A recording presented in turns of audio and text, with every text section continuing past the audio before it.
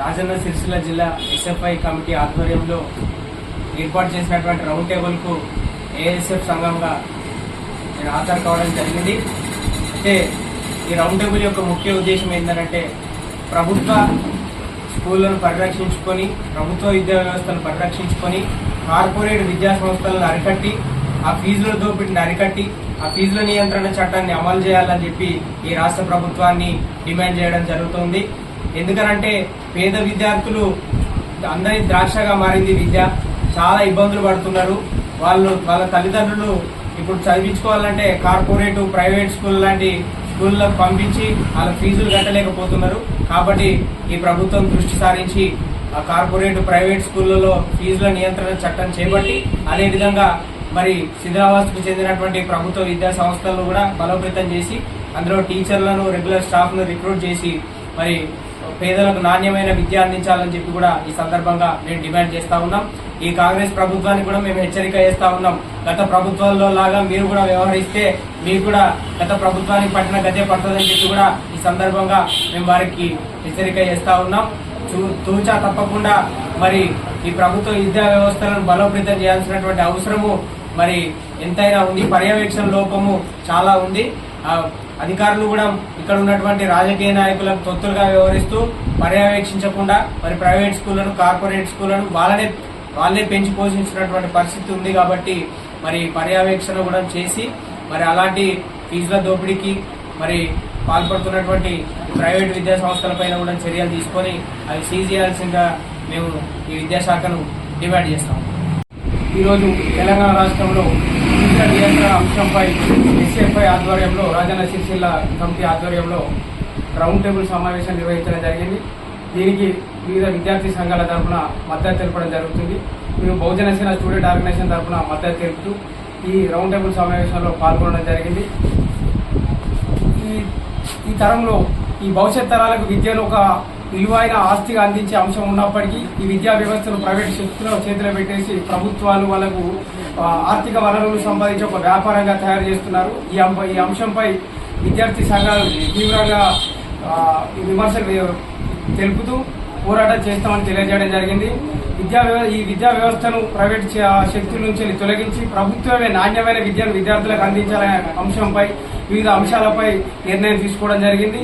ఇలాంటి పాలన చేస్తున్న అంటే పేద, బడుగు, బలహీన వర్గాలకు విద్యను ఒక ఆయుధంగా అందించాల్సిన ప్రభుత్వాలు విద్యను దాని యొక్క నాణ్యతను తొలగించుకొని ప్రైవేట్ సెక్టర్ చేతుల్లో పంపించి ప్రభుత్వ స్కూళ్ల వ్యవస్థను దీనస్థితికి తీసుకురావడం చాలా బాధాకరంగా భావిస్తూ పలు అంశాలపై చర్చించడం జరిగింది. ఇంతటి చక్కటి అవకాశం కల్పించిన ఎస్ఎఫ్ఐ జిల్లా కార్యవర్గానికి హృదయపూర్వక ధన్యవాదాలు తెలియజేసుకుంటున్నాను. ఎస్ఎఫ్ఐ ఆధ్వర్యంలో రాజన్న సిరిసిల్ల జిల్లా కేంద్రంలో ఈరోజు ప్రైవేట్, కార్పొరేట్ పాఠశాలలో ఫీజుల నియంత్రణ చట్టాన్ని పకడ్బందీగా ప్రభుత్వం అమలు చేయాలన్నటువంటి అంశం పైన ఈరోజు రౌండ్ టేబుల్ సమావేశం నిర్వహించడం జరిగింది. ఈ కార్యక్రమానికి వివిధ విద్యార్థి సంఘాలు, ప్రజా సంఘాలు, యువజన సంఘాలు హాజరు కావడం జరిగింది. మా డివైఎఫ్ఐగా కూడా మేము కూడా ఈ కార్యక్రమానికి హాజరు కావడం జరిగింది. మరి రాజన్న సిరిసిల్ల జిల్లా వ్యాప్తంగా ప్రైవేట్, కార్పొరేట్ పాఠశాలలో అనేక రకాలైనటువంటి అక్రమంగా ఫీజులు వసూలు చేస్తూ ఈ ప్రాంతంలో ఉన్నటువంటి తల్లిదండ్రులను ఈరోజు అనేక రకాలుగా ఇబ్బందులు పెడుతూ ఫీజులు దండుకుంటున్నటువంటి పరిస్థితి ఉన్నది. ఈ అంశాలపైన అనేక సార్లు విద్యార్థి సంఘాలుగా, యువజన సంఘాలుగా ఎన్ని పోరాటాలు చేసినా ఇక్కడ ఉన్నటువంటి అధికార యంత్రాంగం ప్రైవేట్, కార్పొరేట్ విద్యా వ్యవస్థకు తొత్తులుగా మారుతూ ఈరోజు ప్రైవేట్, కార్పొరేట్ విద్యా వ్యవస్థను కూడా ప్రోత్సహిస్తున్నటువంటి పరిస్థితి ఈరోజు మనకు ప్రధానంగా కనబడతా ఉన్నది. మరొక వైపు ఈరోజు ప్రభుత్వ విద్యారంగాన్ని కాపాడాల్సినటువంటి ప్రభుత్వ అధికారులు, ప్రభుత్వం ఈరోజు మొత్తం నిమ్మకులు నీరెత్తినట్టుగా వ్యవహరిస్తూ ప్రభుత్వ విద్యారంగాన్ని మొత్తం కూడా నీరు గార్చేటువంటి ప్రయత్నాలు కూడా ఈరోజు ప్రభుత్వ యంత్రాంగం, ప్రభుత్వ అధికారులు చేస్తున్నటువంటి పరిస్థితి ఉన్నది. కాబట్టి ప్రభుత్వ యంత్రాంగం, ప్రభుత్వం వెంటనే ప్రభుత్వ పాఠశాల బలోపేతానికి కృషి చేయాలి. అదేవిధంగా ఈ ప్రాంతంలో ప్రైవేట్ పాఠశాల, కార్పొరేట్ పాఠశాలకు సంబంధించినటువంటి ఫీజుల నియంత్రణ చట్టాన్ని తీసుకురావాలని చెప్పి సందర్భంగా తెలియజేస్తా ఉన్నాం. అదేవిధంగా విద్యను వ్యాపారం చేస్తూ ప్రభుత్వ పాఠశాలలు, విద్యా సంస్థలు ప్రారంభంలోనే ఇష్టానుసారంగా పాఠ్య పుస్తకాలు, అదేవిధంగా బట్టలు, టైలు, షూలు అమ్ముకుంటూ ఈరోజు విద్యా వ్యాపారాన్ని కొనసాగిస్తున్నటువంటి పరిస్థితి ఉన్నది. కనీసం ఫిట్నెస్ లేనటువంటి బస్సులను ఈరోజు నడిపిస్తూ ఈరోజు విద్యార్థుల జీవితాలతో చెలగాట పడుతున్నటువంటి పరిస్థితి ఉన్నది. కాబట్టి ప్రభుత్వ అధికారులు ఎవరైతున్నారో ఈరోజు విద్యా వ్యవస్థలపై ప్రైవేట్ కార్పొరేట్ విద్యా వ్యవస్థ ప్రత్యేకమైనటువంటి శ్రద్ధ చూపి ప్రభుత్వ నిబంధనలు పాటిస్తూ ప్రభుత్వ ఏదైతే ఉన్నదో ఆ అధికారులందరూ కూడా స్పందిస్తూ విద్యా హక్కు చట్టాన్ని పకడ్బందీగా అమలు చేయాలి. అదేవిధంగా ఈ ప్రభుత్వ పాఠశాలలు బలోపేతం చేయాలని ఈ సందర్భంగా తెలియజేస్తున్నాం. భవిష్యత్తులో కూడా ఎస్ఎఫ్ఐ విద్యార్థి సంఘాలుగా, యువజన సంఘాలుగా అనేక పోరాటాలను కొనసాగించుకోవడం కోసం కూడా ఈ రౌండ్ టేబుల్ సమావేశంలో కార్యాచరణ రూపొందించుకోవడం జరిగింది. కాబట్టి తల్లిదండ్రులు, విద్యార్థి సంఘాలు భవిష్యత్ పోరాటాలు మీరందరూ కూడా పార్టిసిపేట్ అయ్యి ఈ కార్యక్రమాలు విజయవంతమై ఈ పేద విద్యార్థులకు ఉచిత విద్య అందేంత వరకు కూడా ప్రతి ఒక్కరు కూడా పోరాటంలో ముందుకు సాగాలని చెప్పి ఈ సందర్భంగా చర్చిస్తున్నాం.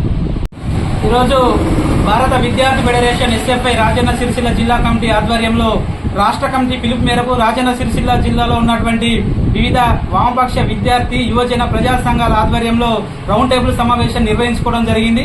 మరి ప్రధానంగా ఈ యొక్క రౌండ్ టేబుల్ సమావేశం యొక్క ముఖ్య ఉద్దేశం ఏంటంటే ఈ జిల్లాలో, రాష్ట్రంలో ఉన్నటువంటి ప్రైవేటు, కార్పొరేట్ విద్యా సంస్థల్లో ఫీజుల నియంత్రణ చట్టం తీసుకురావాలి, ఫీజులు నరికట్టాలని చెప్పేసి ప్రధానమైనటువంటి ఉద్దేశంతో ఈ రౌండ్ టేబుల్ సమావేశాన్ని నిర్వహించుకోవడం జరిగింది. మరి రాబోయే జూన్ 12వ తారీఖున విద్యా సంస్థలు రాష్ట్ర వ్యాప్తంగా ప్రారంభం కాబోతా ఉన్నాయి. మరి ఇప్పటికి కూడా ఈ విద్యారంగం పైన ఈ రాష్ట్ర ప్రభుత్వానికి అరకొరటువంటి సవతి తల్లి ప్రేమ ఉందని చెప్పేసి కూడా ఈ సందర్భంగా మేము కోరుతా ఉన్నాం. గత బీఆర్ఎస్ ప్రభుత్వమే విద్యారంగాన్ని పూర్తిగా నాశనం చేస్తే మరి కొత్తగా వచ్చినటువంటి కాంగ్రెస్ ప్రభుత్వం కూడా ఈ విద్యారంగం పైన ఎలాంటి ప్రేమ అనేది చూపించడం లేదు. ఇప్పటికి అధికారంలోకి వచ్చి 3-4 నెలలు గడుస్తా ఉన్నా ఇప్పటికి ఒక విద్యాశాఖ మంత్రి కేటాయించకపోవడం సిగ్గుచేటని చెప్పేసి కూడా మేము ఎస్ఎఫ్ఐగా మేము డిమాండ్ చేస్తా ఉన్నాం. మరి ఇప్పటికే రాష్ట్ర వ్యాప్తంగా గత 6 సంవత్సరాల నుంచి 7,200 కోట్ల రూపాయల పెండింగ్ లో స్కాలర్షిప్, ఫీజు రియంబర్స్మెంట్ ఉన్నాయి. మరి ప్రభుత్వ పాఠశాలలు ఇప్పటికి కూడా చాలా పాఠశాలకి యూనిఫామ్స్ రాలేనటువంటి పరిస్థితి ఉంది, పాఠ్య పుస్తకాలు రాలేటువంటి పరిస్థితి ఉంది. గత సంవత్సరము దసరా నాటికి అన్ని పాఠశాలకు పాఠ్య పుస్తకాలు రాలే, యూనిఫామ్స్ రాలే. మరి ఈ విద్యా సంవత్సరం అయినా ప్రారంభంలోనే ప్రతి ఒక్క పాఠశాలకు కూడా పూర్తి స్థాయిలో పాఠ్య పుస్తకాలు, యూనిఫామ్లు అందించాల్సినటువంటి ప్రభుత్వం పైన బాధ్యత ఉందని చెప్పేసి కూడా మేము కోరుతా ఉన్నాం. మరి పెండింగ్ లో ఉన్నటువంటి స్కాలర్షిప్లను విడుదల చేయాలి. ప్రతి ఒక్క హాస్టల్ కు సొంత భవనాలు నిర్మించాలి. మరి పెరిగిన ధరలకు అనుగుణంగా మెస్ కాస్మెటిక్ ఛార్జీలు పెంచాలని చెప్పేసి కూడా ఈ రౌండ్ టేబుల్ సమావేశం మేము నిర్ణయం తీసుకుంటా ఉన్నాం. మరి ముఖ్యంగా ప్రభుత్వ విద్య బలోపేతం కాకపోవడానికి, ఈ జిల్లాలో ప్రైవేట్, కార్పొరేట్ శక్తులు విచ్చలవిడిగా పెరిగిపోవడానికి కారణం ఏంటంటే సరి అయినటువంటి పర్యవేక్షణ ఈ జిల్లాలో లేకపోవడం, జిల్లాలో ఉన్నటువంటి విద్యాశాఖ అధికారులు పూర్తి స్థాయిలో విద్యా వ్యవస్థను పట్టించుకోకపోవడం, ఉన్నటువంటి 13 జిల్లాలకు గాను కేవలం 1-2 జిల్లా మండలాలకు మాత్రమే రెగ్యులర్ ఎంఈఓలు ఉన్నారు. మిగతా మండలాల్లో మొత్తం కూడా ఈ రోజు పర్యవేక్షణ అనేటువంటి ఇన్ఛార్జ్ వ్యవస్థలు నడుస్తా ఉంది.